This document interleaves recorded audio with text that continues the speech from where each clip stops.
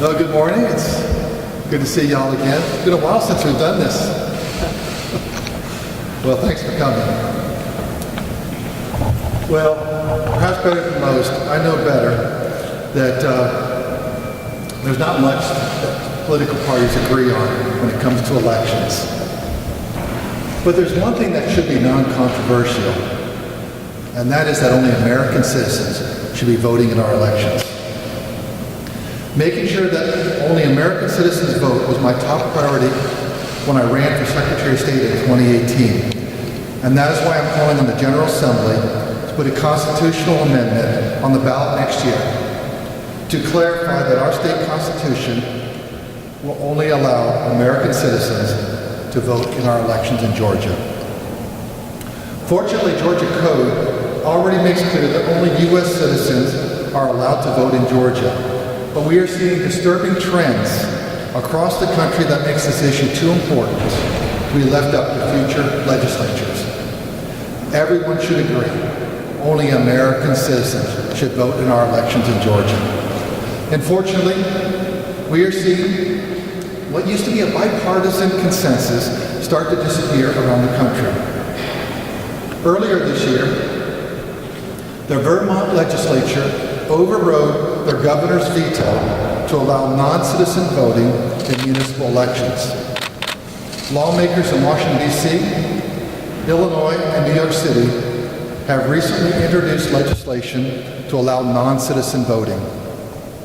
And recent articles in the New York Times and also the Los Angeles Times both have argued that non-citizens should be allowed to vote in our elections. Proponents of non-citizen voting have argued that it only applied to municipal elections. But according to independent studies, hundreds of non-citizens were registered to vote in California and Illinois due to glitches in their voter registration systems. Allowing non-citizens to put to vote in some elections and not others will increase voter confusion and put additional burdens on election officials. At a time when our main goal should be to increase confidence in our election integrity and also our security of our elections, non-citizen voting would accomplish the exact opposite.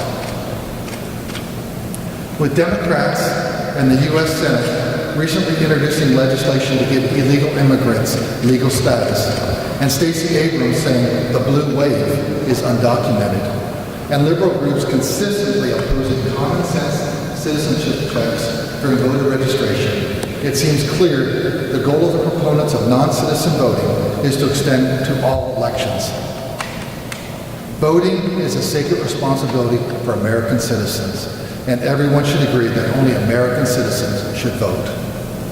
When legal immigrants become naturalized citizens, they renounce their allegiance to their former country and swear to uphold the United States Constitution against all enemies, both foreign and domestic.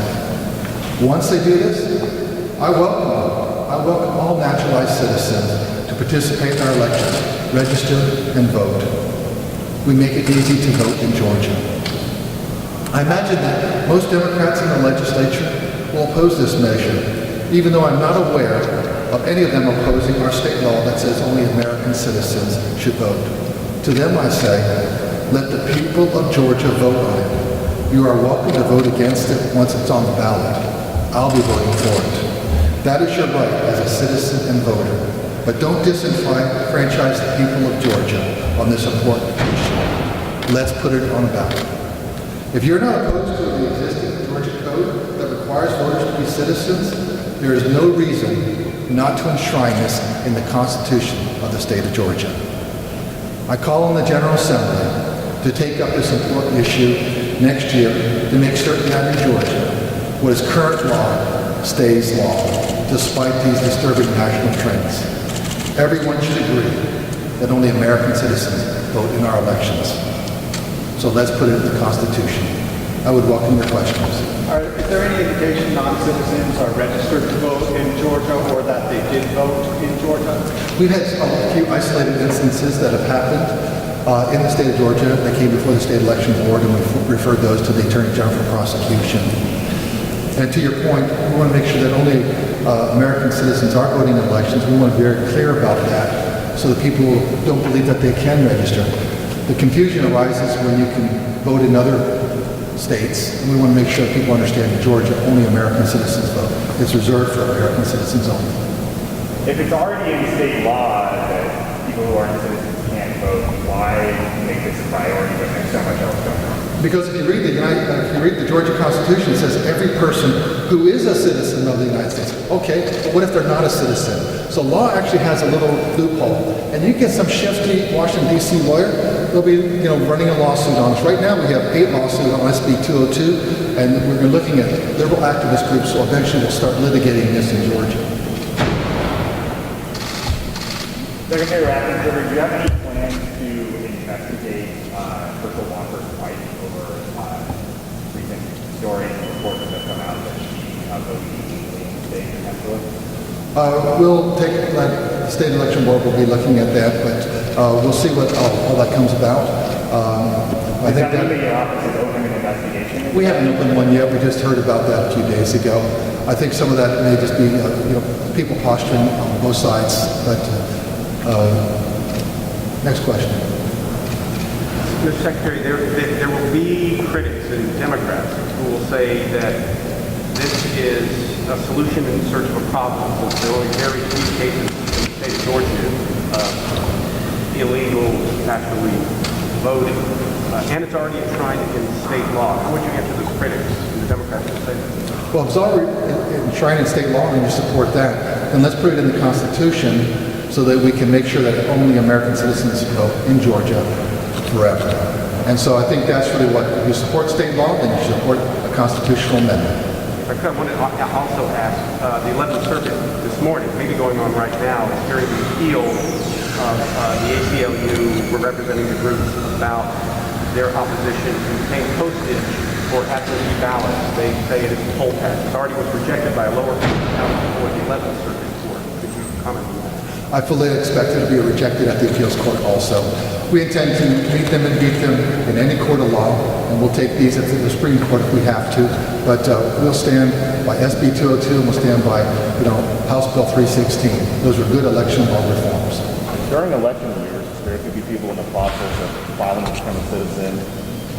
Are they allowed to still vote? I mean, how far does it go to determine who's a U.S. citizen? Once they put their hand on the Bible and swear allegiance to the American Constitution and become an American citizen, at that point, then you can register to vote, and then I certainly would expect that people will be welcoming that opportunity to vote. But you have to be an American citizen to vote.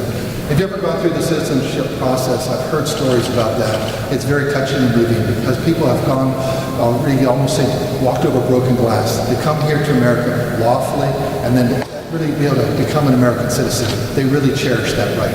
And we want to respect that American citizenship is the gold standard for the world. One more question. Secretary Ratzinger, can you tell us a little bit about the alleged gang investigation that you said your investigators were involved in, the United States recently came down? Well, a little off topic, but yes, we have a very robust security team. It's a small team, but it's very power-packed. And what they were receiving were complaints about young kids that were out, young boys that were out there going door to door during school hours. And that's really, why are these children out here during school hours? And that precipitated an investigation. We then called in the Human Trafficking Task Force that the GBI has, and we began an investigation, and that led to, obviously, indictments in Cherokee County. And we will continue to fight to make sure that no one is exploited in the state of Georgia. We think that obeying the rule of law, both in elections, but also making sure that children aren't exploited is very important work. Thank you very much.